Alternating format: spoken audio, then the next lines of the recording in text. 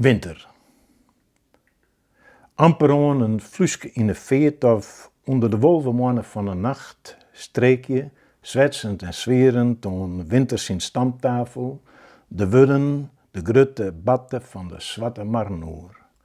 O man, de een hudder nog als de oren, in een oud beziekjen en wijs eerst tijd zijn verriefelende vogelknip in het voor.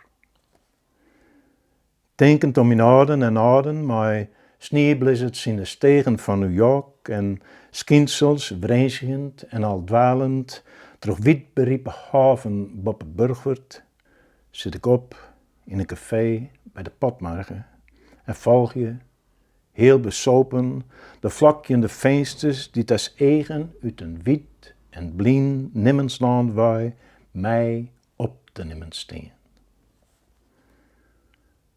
Er wie een vuur, dat een huid van de reden spatte, doet er hudder als het licht onder wat zijn. We zijn nog in elkaar. Hij do even kalm en bedaard nou, een wek in vlieg. En ergens boppe sleet, maar dezelfde rotgong, fjouwriend hast, werd voor het licht skeert. O, vertel mij wat, vadertje, nere nacht.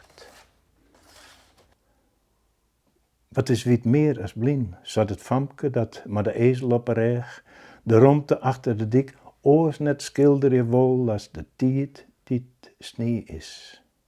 Want wij een verdwinnen, wij een liedse onder het ijs voortstrikkende nachtmuziek.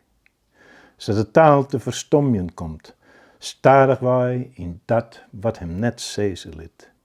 Zees, het gezicht van sneeuw achter de dik. En dat winter hemzelfs een wek inriet, wilst het jacht voor stinne au, een smarrig en goor oer de wiete kaaien van de Emma striekt, daar had ik ho, bij een kat dit, heel de oer de klinkers in de giesbut luidt, en denk, for nothing now can ever come to any good, om de takkomst van mijn taal, mijn Friesk, in winter zijn faaie vogelknip.